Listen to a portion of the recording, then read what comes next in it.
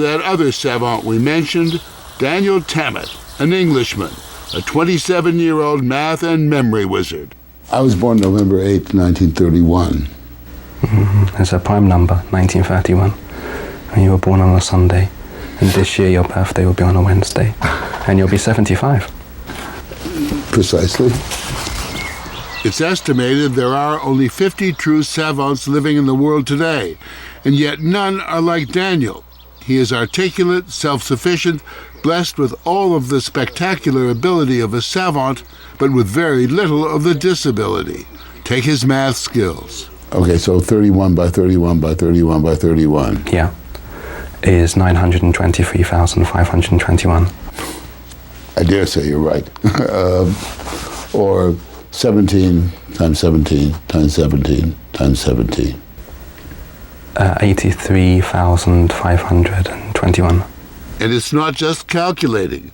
His gift of memory is stunning. Briefly show him a long numerical sequence, and he'll recite it right back to you. 914, 1934, 217, 1844, 322381. Of course. And he can do it backwards to boot. 183223448171. That feat is just a warm-up for Daniel Tammet. He first made headlines at Oxford when he publicly recited the endless sequence of numbers embodied by the Greek letter pi. Pi, the numbers we use to calculate the dimensions of a circle. It's usually rounded off to 3.14, but its numbers actually go on to infinity. Daniel studied the sequence, 1,000 numbers to a page. I would sit and I would gorge on them, and I would just absorb hundreds and hundreds at a time. It took him several weeks to prepare, and then Daniel headed to Oxford, where, with number crunchers checking every digit, 1415. he opened the floodgates of his extraordinary memory. 8303 414696502266795456795456815. And you were able to recite in the proper order how many? 22,514. 4960. It took him over 5 hours. 9472655. He did it without a single mistake. 399520614196 3587. Finished. Yeah. At the age of 4, he suffered a massive epileptic seizure. He believes that seizure contributed to his condition. Numbers were no longer simply numbers. He developed a rare crossing of the senses known as synesthesia. I see numbers in my head as colors and shapes and textures, so when I see a long sequence, the sequence forms landscapes in my mind. Every number up to 10,000 I can visualize in this way, has its own color, has its own shape, has its own texture. For example, this is how Daniel says he sees pi.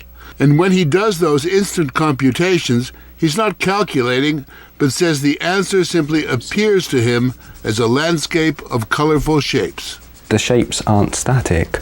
They're full of color, they're full of texture. In a sense, they're full of life. Are they beautiful? Not all of them. Some of them are ugly. 289 is an ugly number. I don't like it very much. Whereas 333, for example, is beautiful to me. It's round, it's chubby. It's chubby. Yet even with the development of these extraordinary abilities as a child, nobody sensed that Daniel was a prodigy, including his mother, Jennifer. But he was different. He was constantly counting things. I think what first attracted him to books was the actual numbers on each page, and he just loved counting. Do you think there is a connection between his epilepsy and his talent? He was always different from when he was really a few weeks old. I noticed he was different, so I'm not sure that it's entirely that, but I think it might have escalated it. That it opened up that part of the brain? Yes, that's what I believe, yes. Daniel was also diagnosed with Asperger's syndrome, a mild form of autism. It made for a painful childhood. I would flap my hands sometimes when I was excited, or pull at my fingers and pull at my lips. And of course the children saw these things and would repeat them back to me and tease me about them. I would put my fingers in my ears and count very quickly in powers of 2, 2, 4, 8, 16, 32, 64. Numbers were a defense from the real world, yes? Yes, numbers were my friends and they never changed. So they were reliable. I could trust them.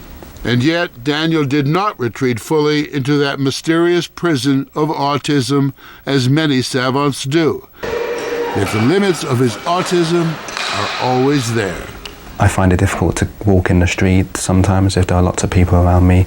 If there's lots of noise, I put my fingers in my ears to block it out. That anxiety keeps him close to home. He can't drive and rarely goes shopping, and finds the beach a difficult place because of his compulsion to count the grains of sand.